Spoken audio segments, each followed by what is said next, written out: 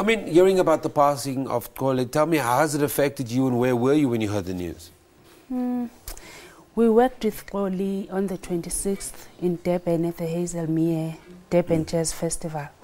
And he was not well. He had flu.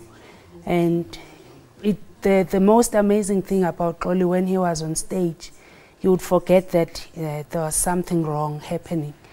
And after that, we spoke on the phone. I checked him on the 27th, and he was feeling much better until we heard on the 10th of January in the morning that he passed on. Yeah. Now, of course, our condolences go out to his family and friends and fans who, you know, were going through a very difficult time at this moment. Have you spoken to the family? And of course, obviously, it's an incredibly tough time for them. Yeah, we have visited the family, and yeah, it's not nice to all of us. We are all his family, his family from the music industry. We are feeling very bad about it. It's sad.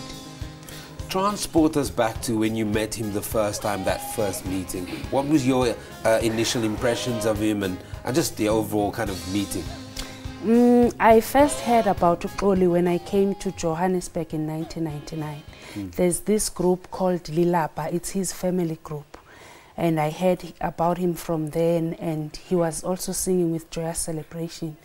And the way they were singing, the way his group was up to a great standard. I wished to work with them until I met him in about 2 years ago when I worked with him, when we started working together.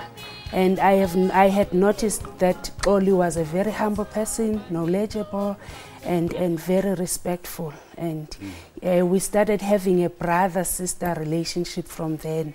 And what I liked most about him, he wouldn't brush things off. When we had arguments, he would just admit and ask for forgiveness, and that thing anyone else would like to work with somebody like that. And it's like you can duplicate his character and make many Xolis. So we've lost a talented young man because he was still very young, and yeah, it's really sad. You used words like humble, knowledgeable, and all that kind of stuff. Describe a little bit more his personality to me and the viewers, if you haven't met him. If you haven't met Xoli, you would see this humble person who would speak to you with respect. His approach was very, very good. He had a very good attitude towards people, and he didn't judge people in any way.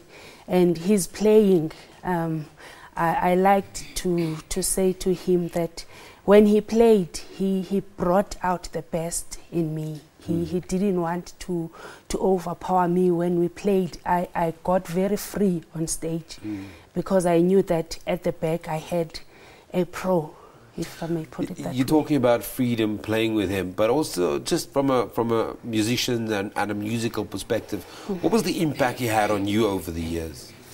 I can safely say that I learned a lot from Xoli because he played 2 keyboards at the same time, synthesizers and a piano, and there's not a lot of artists who can do that with a passion. He loved what he was doing, and I learned a lot from him. And yeah, how would you think, if you have to just put your mind to it very quickly, how do you think he would want to be remembered by the South African music industry and by the public at large? I think he was very real. He was a family man. He loved his family, and he shared a lot of ideas with us at large. He wouldn't keep the information. He shared a lot of information with other people. So I believe he would like people to be united. That was his strongest point as well.